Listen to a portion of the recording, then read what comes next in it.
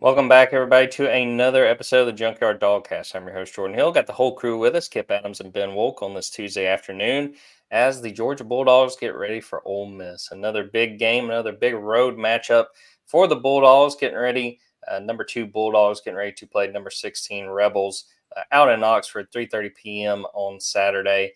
ABC telecast. Another huge game as Georgia continues to push through the regular season and try to put itself in position to make this 12-team playoff. We're going to talk about that matchup. We're going to talk about that playoff, the initial rankings coming out Tuesday night.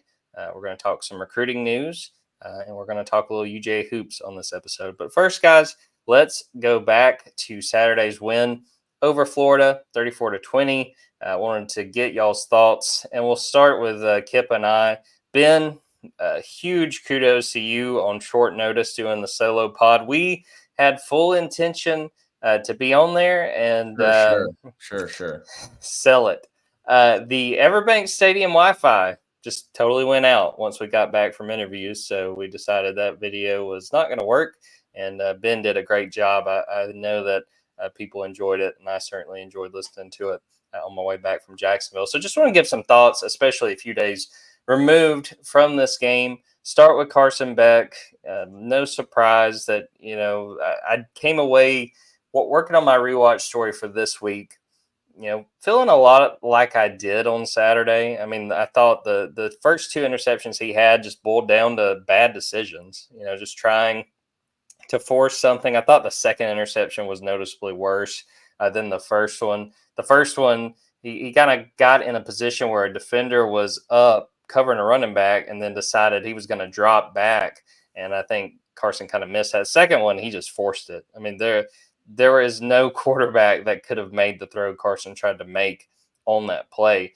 Now, I say that, and I will say watching really the rest of that first half, and I'm still kind of working my way through the second half for that rewatch story, there were some throws in that first half that I was like, man, there's a throw, I think, on a slant to Dylan Bell where, I mean, there was basically a defender on either side of Dylan, and Carson made a play and put the ball where it had to be.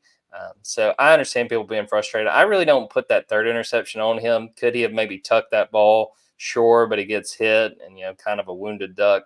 Easy interception for Florida. He's got to make better decisions, but as Ben talked about on that podcast on Saturday, he is Georgia's best quarterback. He's very clearly Georgia's best option. If Georgia's going to go win a national championship, it's with Carson Beck. Just boils down to better decision making, and I think that's kind of the easiest way to say it and to lay it out there. Other things that have stood out to me, I think this team should be really grateful that it had Nate Frazier. Even before Trevor Etienne went out, Nate had some really impressive runs. Totally missed during the game on Saturday. He kind of got a little chippy with some of the Florida players. He didn't like a hit he got in the first half and just kind of slapped a Gator, and was kind of lucky that he didn't get a penalty for that. But I thought that he brought juice that Georgia needed, especially with Trevor Etienne out. He was huge. Cash Jones, the plays he made, I mean, the touchdown he had in that second half was outstanding. I thought this was probably the best game collectively of Georgia's tight ends. Ben Urosic, who we'll hear from a little bit later on in this episode, played really well. Lawson Lucky had a big catch. Oscar Delp. I thought that the tight ends are making progress, and I think that's all you can really ask. Defense, CJ Allen, I thought, had a great game, even when you don't consider that interception he had in the fourth quarter.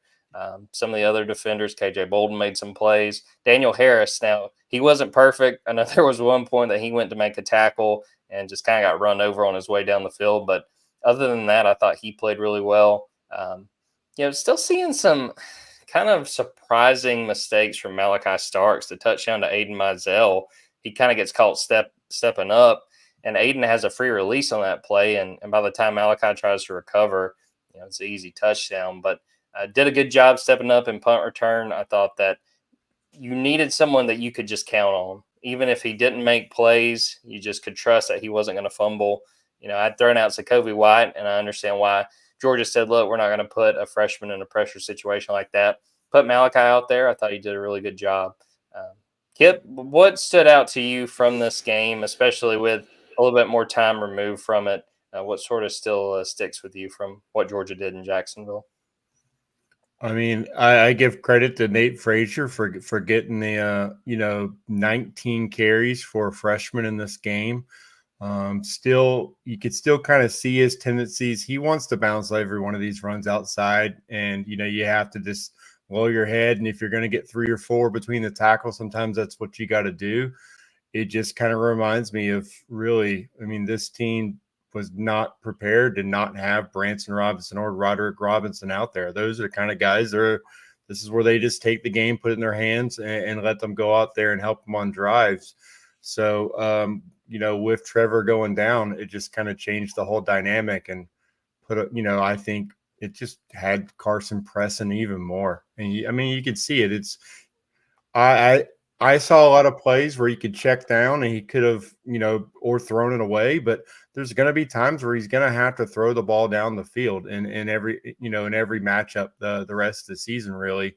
And his eyes are seeing something very differently it's easy for us from the view we get, but it's just kind of mind-boggling some of the decisions he makes and like what is he seeing down the field. But Mike Bobo is going to have to work with them, and they're going to have to play clean football.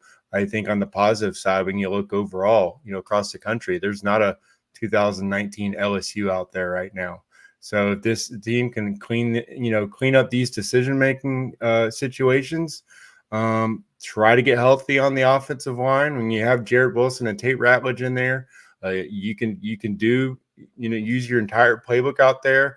Like you said, your Osic's blocking better. They'll be able to use the ace formation a lot more with 2 tight ends out there, and they've had a lot of success running zone out of that. Then this offense can have more success. And I think that you saw, some wide receivers making plays. Aaron Smith continues to impress. Dominic Lovett was huge. I mean, there are guys out there, there are weapons, and they can, score at will. They can score on anyone.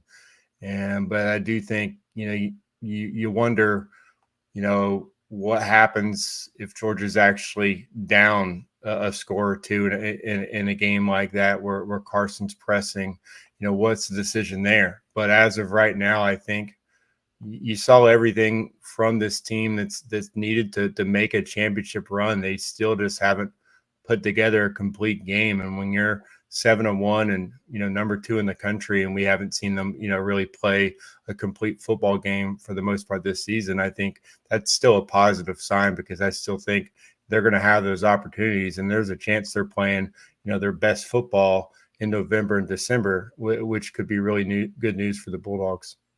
You mentioned the receivers. Arian Smith, for the second straight game, Georgia gets in a must-have 3rd down, and Carson Beck throws it to Arian Smith, and Arian makes a play. And again, it's the play against Florida and the play against Texas. I really wonder if Arian doesn't make those plays, if Georgia holds on to either one of those games. I think the Texas game was a little bit more up in the air. I think you've got to acknowledge that Florida not having DJ Lagway definitely hurt their offense and made it harder for them to sustain drives. Couple other thoughts. I thought Mike Bobo did a really good job calling this game. I think especially after those early interceptions by Carson, where he starts working in jet sweeps, he starts getting the ball, still getting the ball to those receivers, but not putting a lot of pressure on Carson to go out there. And, he's already in his head, trying to force him to throw downfield. I thought he did a good job there. Let's shout out Chaz Chambliss. He had an outstanding game, co-SEC Defensive Player of the Week for his performance. I really think that Chaz has played significantly better this season. He's done a really good job, and I think that he deserves some kudos for that. Well, Ben, you carried the podcast on Saturday, but I'm going to set you back up. What has sort of still stuck out to you from this game? What has kind of still stayed with you from how things played out in Jacksonville? Well, to me, the thing that stands with me most coming off of the game, or like immediately after the game, is still the thing that stands with me now. And I think it's what we've talked about a bunch already. It's Carson Beck. And I think that it's a conundrum. I can't figure out what Carson Beck is, who he is, and when he's going to be the various versions of him that he's been this year. And I think that that's the biggest thing that I take away from the Florida game, because I think it's the only thing that applies or carries over to anything else that we're going to see the rest of the year. I mean, I think what doesn't make sense to me is, and I know you can't, when you throw 11 interceptions in 5 games, you can't simply remove those 11 throws from what you've done in those 5 weeks. But if you remove those 11 throws from his last 5 weeks, Carson Beck has been exceptional, right? Like when he's not making mistakes, Carson Beck, I've heard a lot of people this week saying, oh, he's just a guy, or people that, you know, whenever someone doesn't play their best, they default to, oh, this guy sucks, or you got to look at somebody else. And I think what's most remarkable about Carson Beck is when he's not throwing these interceptions that sometimes leave you saying, what did he see? How did he think that that was the right throw that he was going to make? When he's not doing that, he is as good as any quarterback in college football. And people that are on the side of being Carson Beck haters at this point will never accept that part of him. But that is the reality, that when he is at his best, he is great. And at this point in time, when he is at his worst, it is very, very, very costly for Georgia. And they are finding ways to win games, even oftentimes win games by double digits, despite all of these mistakes.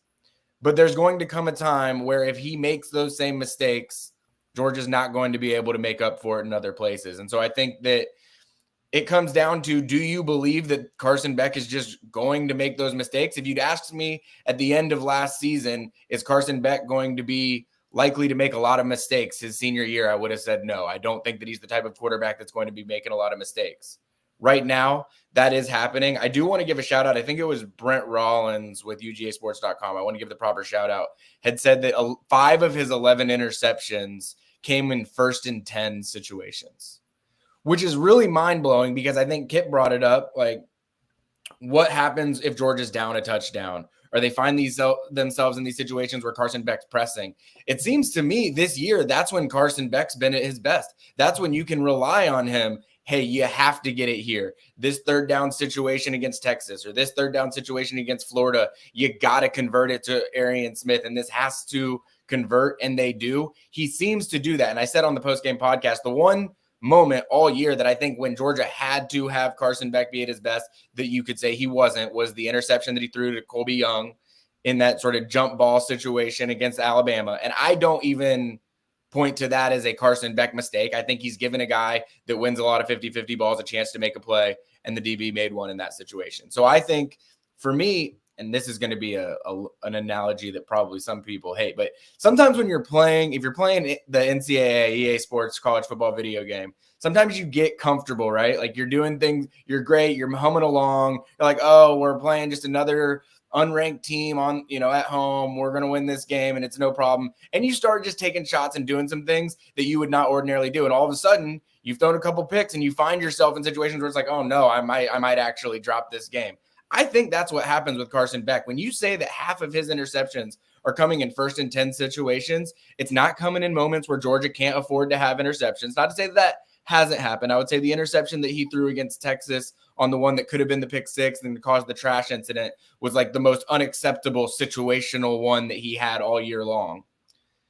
But I think that more often than not, he is just getting almost too comfortable in spots where he doesn't think that he's going to make a mistake, or that he doesn't think that there is going to be a turnover that's going to cost his team the game, and then they end up happening. And I think that he has to eliminate those. I think it would be more acceptable what he'd done if some tight situations on 3rd and 5, he tried to squeeze one in and it gets picked off. Like, that's not what we're looking at more often than not. We are looking at careless, not seeing what's out there types of things. And I think that's very coachable and removable, and things that Carson Beck is more aware than anyone can't happen in clutch situations. And I think that's why they haven't been happening in clutch situations. But the fear that I understand everyone has is that eventually this becomes just part of your DNA and who you are as a quarterback. And I think that, Georgia needs to see him get out of that rut this weekend. And I don't think he can afford to be in that rut this weekend, or it's going to be really bad. I totally agree. And I almost wonder your point of, in those moments where they've had to have it, if it's almost like reactionary for Carson. Like, he's not thinking. He's just like, we got to make this play. I'm going to make it. And I cannot remember for sure. I think that Colby Young attempt in the Alabama game, I want to say that might have been on 1st down. I know for a fact there was like 40 seconds left. It was not like we have to have this or the game is over, and, kind of put up a 50-50 ball and had it picked off. But Ben kind of hit on the biggest thing for me. I mean, truthfully, coming back, watching this a few days removed, I don't come out of it and say Carson Beck is cooked. He has no chance. Georgia cannot win a championship with Carson Beck. I say, as Ben really laid out there, Georgia can't win a national championship with Carson Beck making these mistakes over and over. Like, that's, to me, a very different conversation. And it's really interesting going into this Ole Miss game because he's struggled on the road, even going back to his first year as a starter. I mean, really, the best road game I think he's had as a Bulldog was against Tennessee. And for the most part, he's kind of struggled. 9 touchdowns and 9 interceptions in those situations. Yeah, Kipp let us know in the direct message, 1st and 10 at the Alabama 20, and that wound up being picked off. It was a play where you didn't have to have it right there, and he kind of forced it and wound up sealing the win for Alabama. Kipp, since we're talking about Carson Beck, what do you make? What are your big takeaways from how he played and really the situation that the senior quarterback's looking at going forward? Yeah, 2 of his picks against Florida were on first down.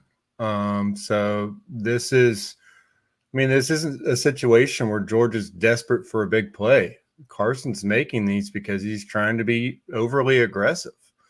But you brought up earlier, when they needed to have it, both of those third down completions to Arian Smith were after his second pick and his third pick.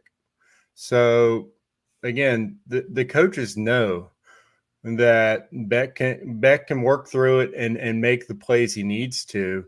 And even when you bring up the Colby Young one, I mean, Beck had already thrown 2 picks in that game, and he led them. They were down 30-7. I mean, he led them back in that game. So his third pick in that game was, in the final minute on first down, situation where they could have, they didn't have to have it all right there. But I think that's the bottom line. I think that's what Kirby Smart said. It's just his decision making. He is trying to do a little too much before he's needed to do that much. And I do think what's forcing Beck to maybe press a little bit more is just because this season Georgia's run game just hasn't been there. And I think you add a guy like Trevor Etienne to the mix, but I think as we've seen as the season has gone along is they're not asking Trevor to even do what Nate Frazier did in that game. Have over 15 carries in the game. I mean, we need to go back and look, but how many running backs have had more carries than what Nate had in that game? I just think the way that the backfield was built heading into the season is nowhere near what it is now. And I do think that's caused Carson to kind of overcorrect a little bit.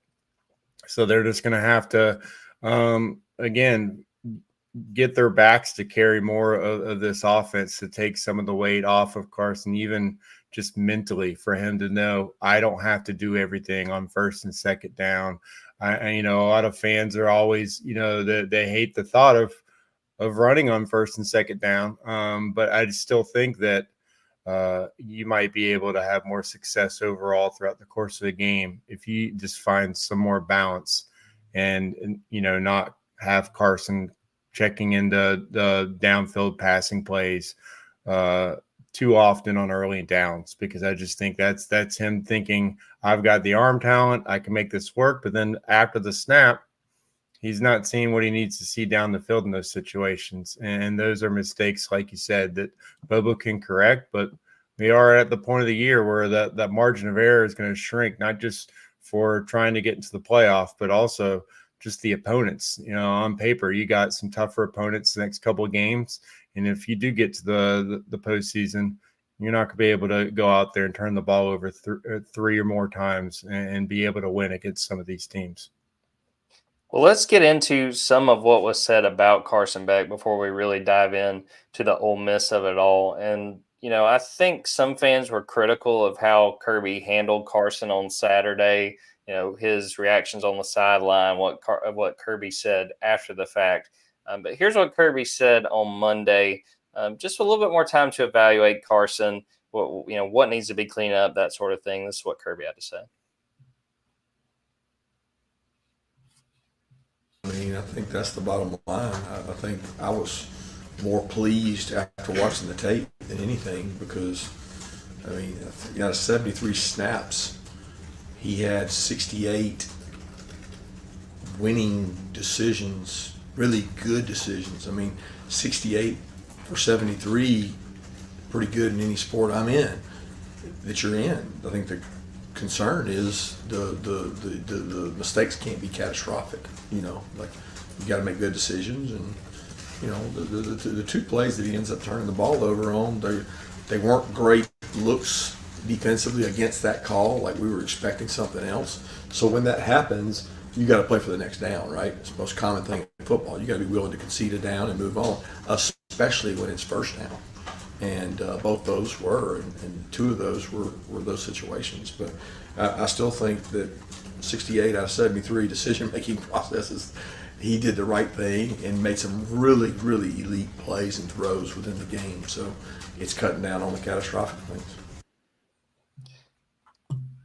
I don't think that sat well with a bunch of Georgia fans that I saw, but I'm gonna kind of go with Kirby on this. I mean, I kind of hit on that with what I watched, and I think Ben said the same thing. I mean, he was making plays when he wasn't throwing into double coverage, when he wasn't throwing across the middle to a window that big. I mean, and I think that's the most frustrating thing, just as someone watching this team. It's like, why are you putting yourself in these positions? And again, going back to the first down of it all, when it's not do or die, if you throw a pick on a Hail Mary, nobody's going to give you grief about it because, you had to try to make a play. These are different situations. But I've been one, and I put this on the board on, I think that was Sunday morning, folks talking about how Kirby was treating Carson on the sideline and how that didn't look like how he dealt with Stetson. And he was always on Stetson, and he's coddling Carson too much. And the point I made was that the good coaches know the best way to handle different players, and guys react differently. If Kirby treated Carson like Stetson, maybe that doesn't work for Carson, and vice versa. Maybe the way that he tries to motivate Carson would have just went in one ear and right out the other for Stetson. Guys are different, and the elite coaches understand the best way to push the buttons, the best way to get guys to overcome mistakes, to get, their head back in the game. And, I mean, that's sort of how I sum this thing up. I mean, and the thing too, I made a point to say this on Sunday, set aside the post-game press conference. And even really there, I mean, what good is it going to do Kirby Smart to go out there and just say like, yeah, Carson played awful and he cannot, I mean, he owned up and, even in the postgame, he's like, we cannot turn the ball over 3 times. We cannot do that. I mean, he used the word catastrophic right there. Like he's describing mistakes that Carson's making as catastrophic. That's the thing that I think people are missing. It's like they got to separate the mistakes that are catastrophic from everything else that he does and why it's clear he has to be the starting quarterback. No, totally. I mean, I just think that I understand fans being upset. Nobody expected Carson to have, is he up to 11? Is it 12 interceptions? 11, I think. Yeah, I think I said 12 on the post-game podcast, so I want to correct that one. Yeah, I mean, no one expected that. But at the same time, there's not very much that I would say you can still, sort of Monday morning quarterback how Kirby Smart handles players. The dude won back-to-back national titles. I'm going to give him the benefit of the doubt. Ben, do you have any additional thoughts just on the Kirby Smart piece of this, how he's handled Carson and, some of the reaction fans have had about it? Well, 3 weeks ago, we're saying that Kirby Smart can't control himself on the sideline and he's abusing football players. And now we're saying that he's too calm and he's a therapist on the sideline with his quarterback. I mean, it's clear at this point that no matter what he does other than winning, people are going to have things that they're dissatisfied with. I'll say it. If I were to throw 3 interceptions and I've thrown 11 interceptions in 5 games, I need a therapist, not a drill sergeant in that moment. Like I think that Kirby Smart handled that particular moment right. And people can say the Stetson stuff, whatever they want. If Georgia's in that exact same situation in 2022 and Stetson throws 3 interceptions, which he didn't because the running game was great and he basically went untouched for an entire season. But if he throws 3 interceptions in the Florida game and he's in that moment, Kirby Smart would not be reaming him Okay, Kirby Smart would be treating him very similarly to the way that he had treated Carson Beck in that moment. Like in that moment, and I saw a lot of people comparing it to like, look what he did with Nate Frazier. It's like, well, Nate Frazier just had one of the best plays of his career and then did something very stupid in a close game that Kirby needed to send a message on, again, a boneheaded moment. Mistakes on the field at like, Kirby's not going to get mad about certain mistakes on the field the same way that he's going to get mad about certain other things. And so throwing interceptions, it is illogical to think that a quarterback, for starters, when have you ever seen a head coach go berserk on their quarterback after they threw an interception? Like, I don't think that I've ever seen a coach just lose his mind when we're talking about like head coaches going unhinged because of a quarterback interception. Like, it always happens because of other things that are happening in a football game, whether it's bad decision-making or whatever. But like, very rarely are you seeing a quarterback get treated any differently than Kirby Smart treated him after he threw his third interception of the game. Might get benched. That's probably the one thing that happens that was a little bit different for Carson Beck. Kipp, any thoughts just on the Kirby piece of the Carson Beck situation? If you give Kirby the mic long enough, he's going to throw one of these stats. I mean, the 68 out of 73, I mean, that's like one of my kids coming in and saying, you know, I got all A's and B's except for the 2 D's and F's. I got, you know, it's sure. He also had 2 other throws that should have been picked off as well. So that's mixed into that, you know, 68 out of 73 is that when you talk about catastrophic, he could have gone out there and had a 5 interception game. And then we really would have seen how much leeway Carson Beck has with this coaching staff. And that's something that, you know, Georgia doesn't, the fan base does not want to find out what it would take to bench Carson Beck. But really, when it boils down to it, Kirby built this program on loyalty. Okay, Carson Beck came back. He waited his turn. He came back, and they still think he's given them the best chance to win because they're probably right in that aspect. But you do have to understand that Kirby's a contrarian. He's always going to provide balance. So when his guys play like crap, he's going to pump them up because that's what you have to do. And when they play well, he's going to make sure that they don't think their crap don't stink. That's just part of it. And so right now, Carson Beck, the public opinion on him is really down. So Kirby knows he's got to boost him up, because you can't escape that. He always talks about filtering out the noise. It's impossible.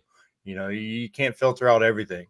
So, I mean, I think if you would have seen Carson go out there and throw for 400 yards and, you know, 4 touchdowns, no turnovers, Kirby would just say, you know, that Florida had some DBs out and that, you know, Ole Miss is bringing, you know, the Georgia 2021 defense to the table next week, and humility is only a week away. He would have said the exact opposite in that press conference. So you guys don't think that Carson Beck's better, you know, than what he is. That's just who he is. He's always going to be like that. So I think you guys should be a lot more worried whenever Kirby's positive than when he's negative. But at the same time, I just think it's always going to be like that. If Carson's SEC Offensive Player of the Week next week, then he's going to tell you that Tennessee leads the SEC in yards allowed per play. It's just what it's going to be like. So it's always a balancing act. And I think right now Carson Beck's not playing his best football, and yet, you know, Georgia still was like a play away from covering against Florida. So it still says he's built this roster up to be able to handle the ups and downs. You just got to kind of reel it in a little bit on that.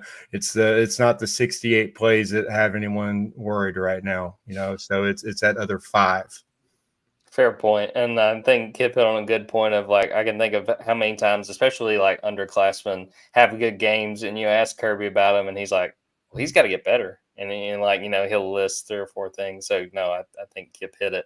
I did want to play this quick clip of Ben Urosic talking about, you know, how can you help Carson? How can you kind of, you know, help him, especially when he's having rough games? And I thought Ben gave good perspective as far as that goes. Here's what Ben said. We got full support behind Carson. We trust him. We know the way he prepares, the way he practices, and we have full support behind him. Not one moment of disbelief with our quarterback. Yes, sir. I think those guys understand, that Carson is the quarterback. Carson's going to be the quarterback, and he's earned that. And he's had some rough games, but he continues to get the job done. And he's Georgia's best option when it comes to trying to win a game and trying to win a championship. Yeah, Kipp just actually posted in the chat and said that was the first good point that Ben made all podcast. I was really upset that you weren't there when we talked to Ben, because I was really hoping you were going to hit him with a Ben or a Benjamin. Yeah, well, I've actually been thinking, I wish I'd known that he was going to be the guy that was there, and I would have found a way to make it there, because I've been wanting to ask him. I wanted to lead off his first press conference with media with, do you go by Ben or Benjamin? I really dropped the ball for you there. Maybe Yeah. we'll get him a post game and you can be all over it. We're going to take a quick break, come back and talk Georgia Ole Miss, what Kirby had to say about the Rebels, what we're looking for in this matchup, talk recruiting, and then talk some UGA hoops.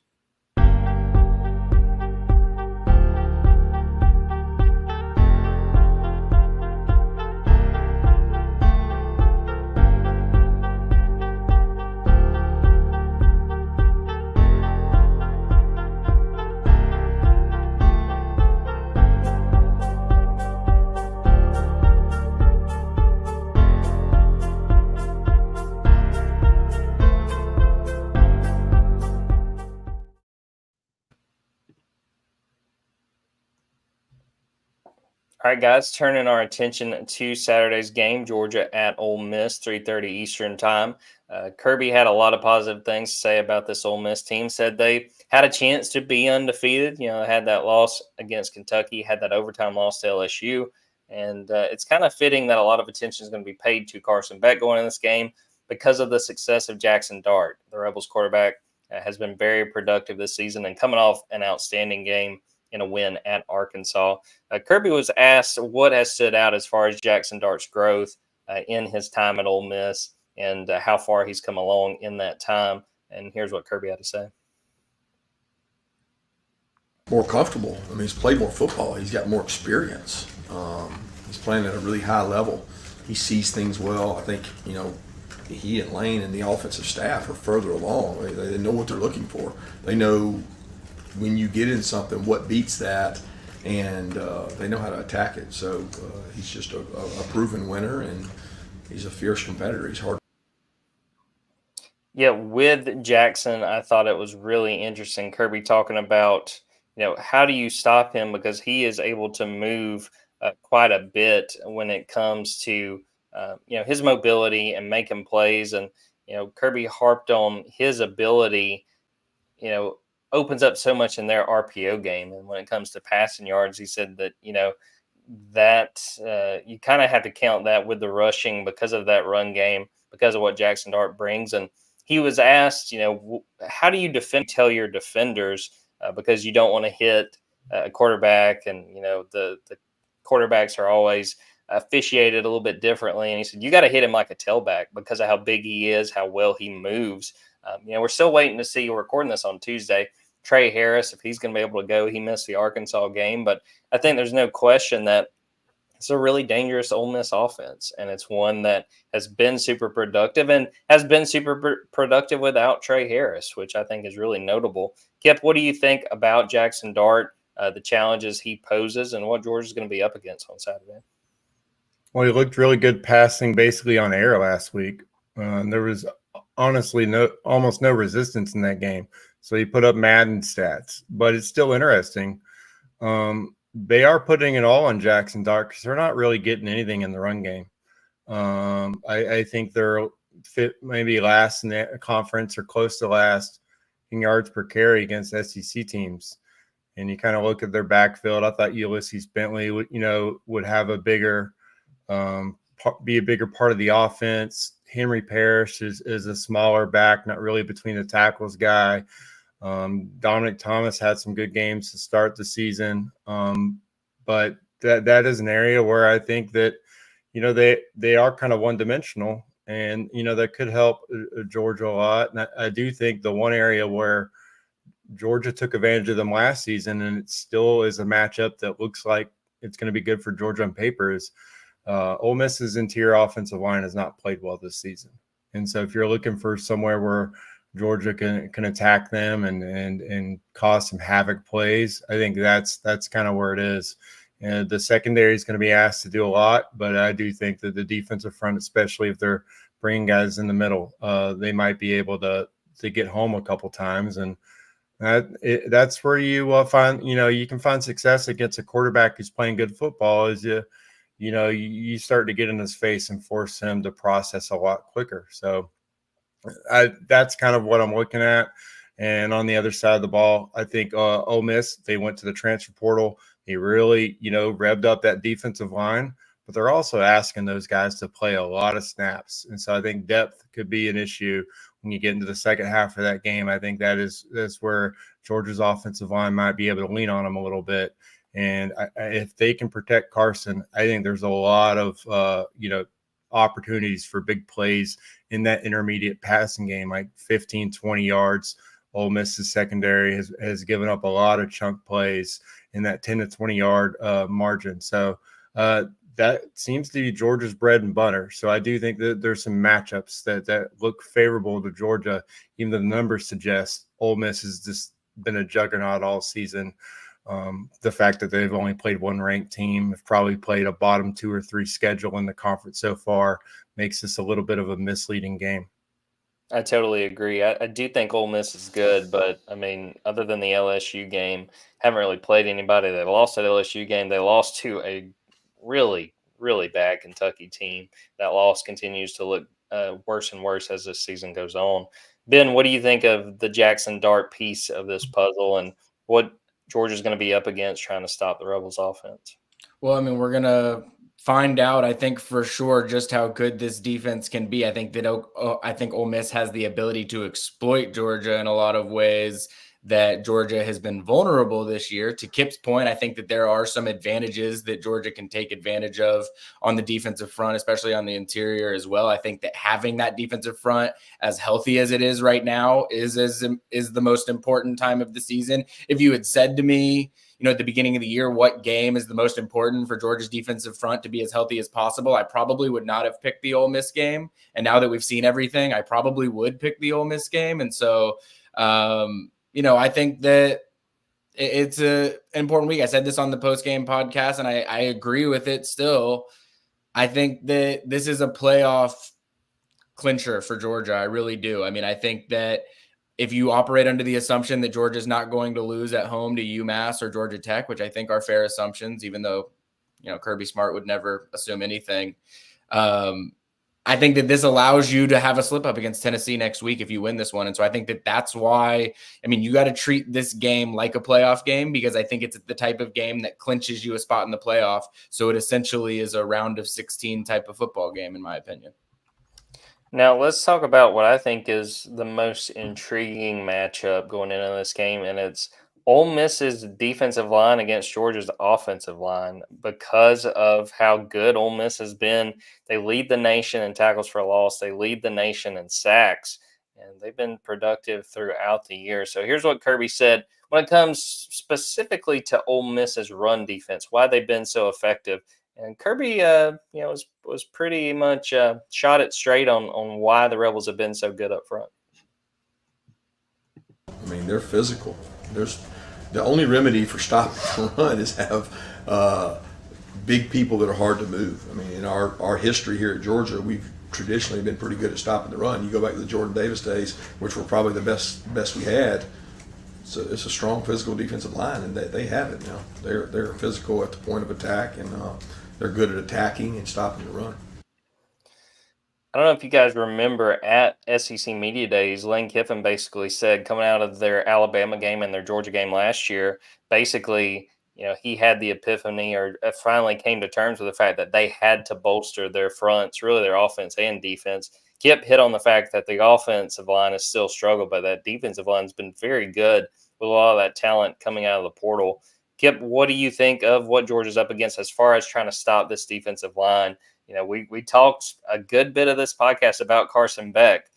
The one thing that's going to make things harder for him is if Ole Miss gets after him quite a bit and makes him force decisions and try to make plays on the move.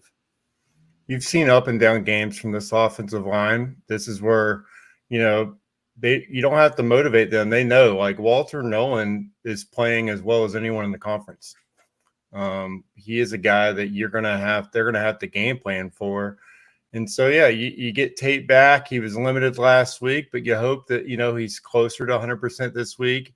They're going to need him. And it's going to be all hands on deck, not just for the offensive line, but for the backfield. So, I mean, I imagine, we just saw Dwight Phillips with his first carry for a touchdown. I mean, they might be asking him.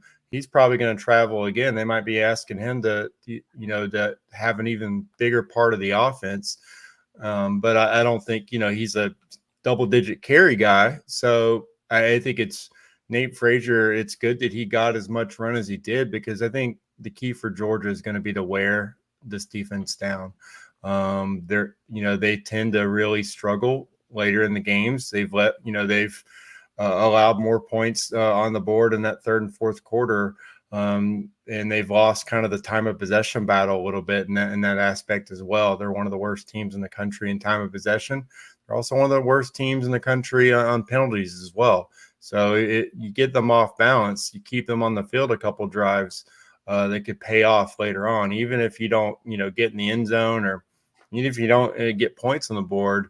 Just extending a couple of these drives and putting a little bit more pressure on that defense, forcing them to play extra snaps, I think is really going to be a big point of emphasis for Georgia, which means, again, for Carson, living the fight another day, eating those downs, whether it's throwing the football away or not throwing the football at all. It's a situation where you cannot have turnovers, because you really do need to win the time of possession battle in this game.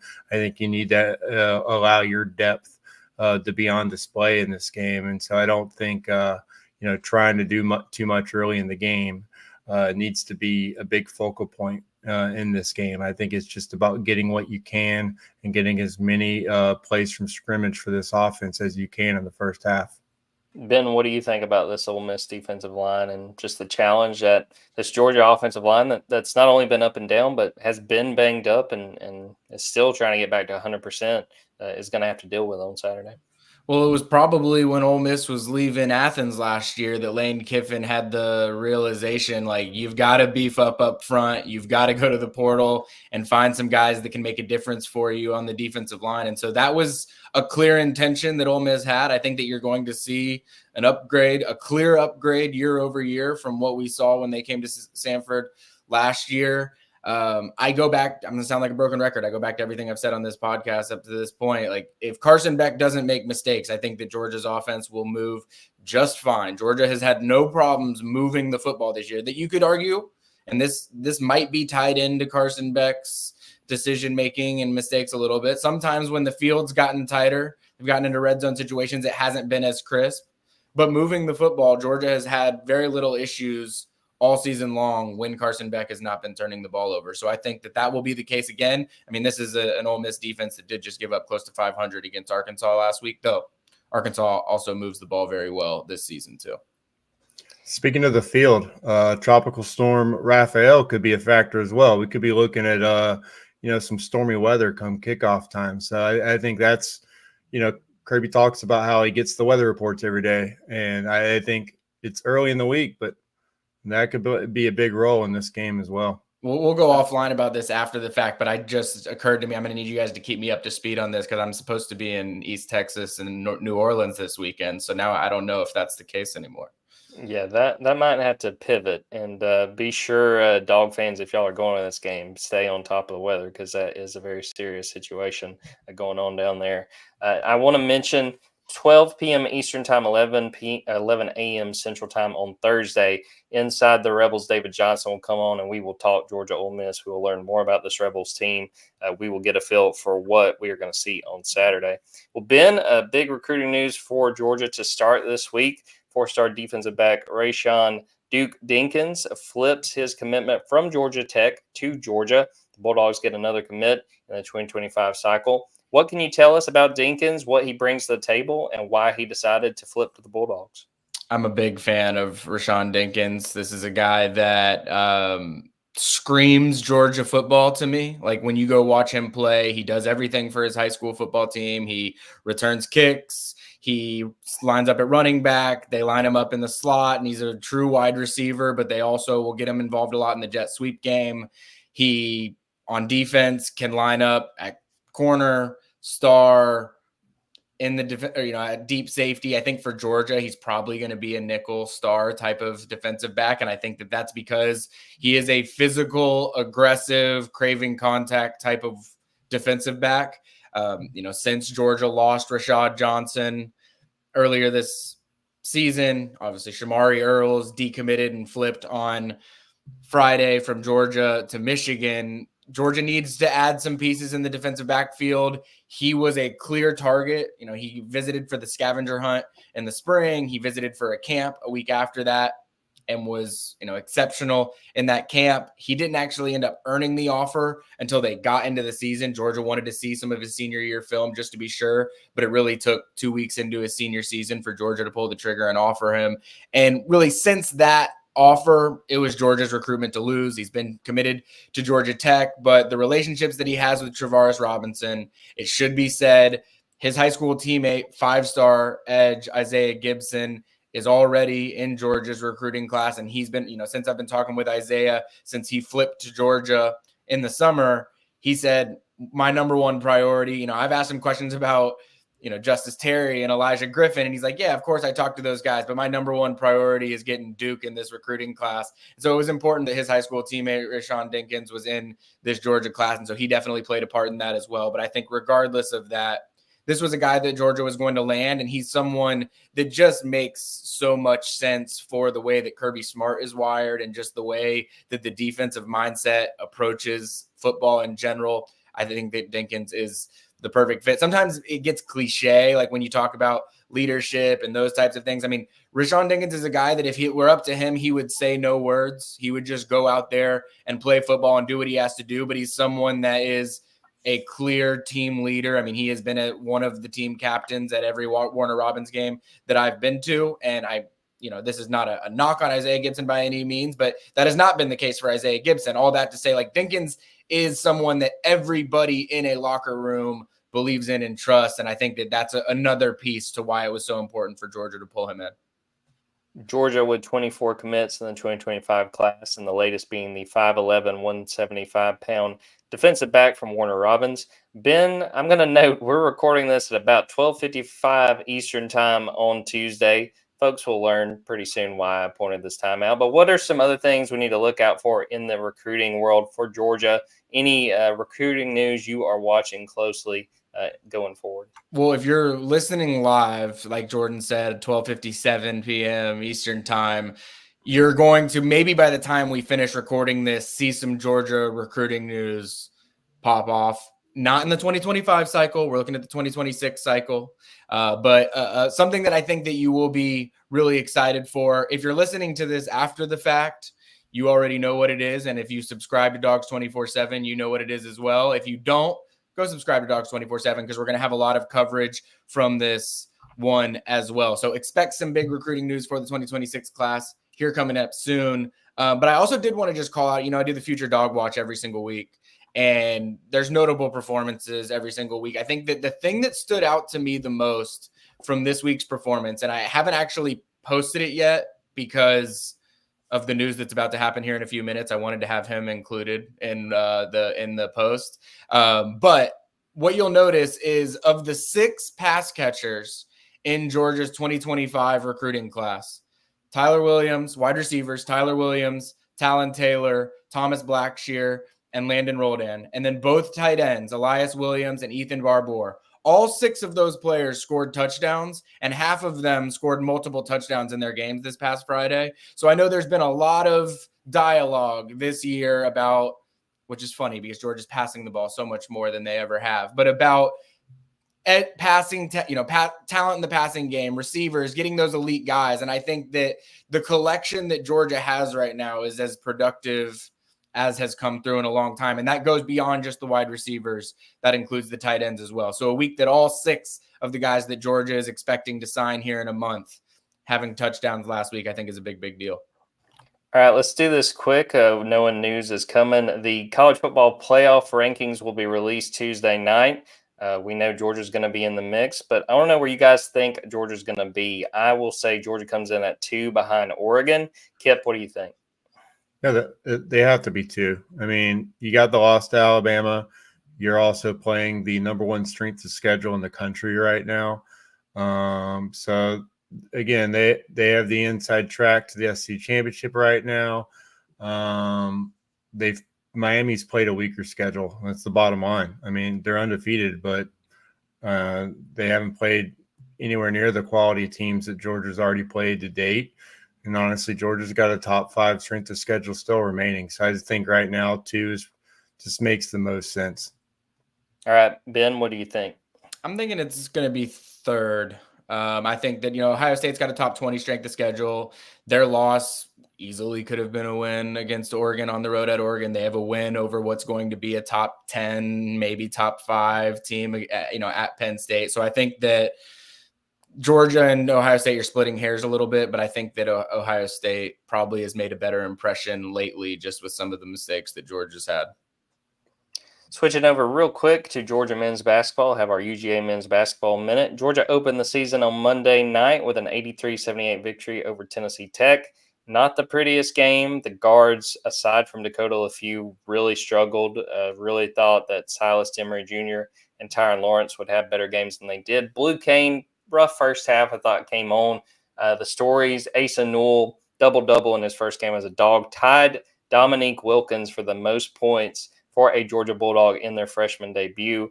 I believe he ended up with 26 points. RJ Godfrey has a double-double. Dakota LaFew comes back after missing the UCF exhibition and plays really well. I think he ended up with 18. Not what you really wanted. Defense really struggled. Three-point shooting and defending the three-point.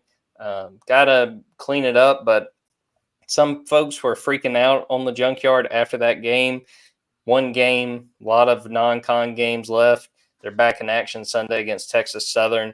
I still feel good about this team. I think they're going to work through their problems.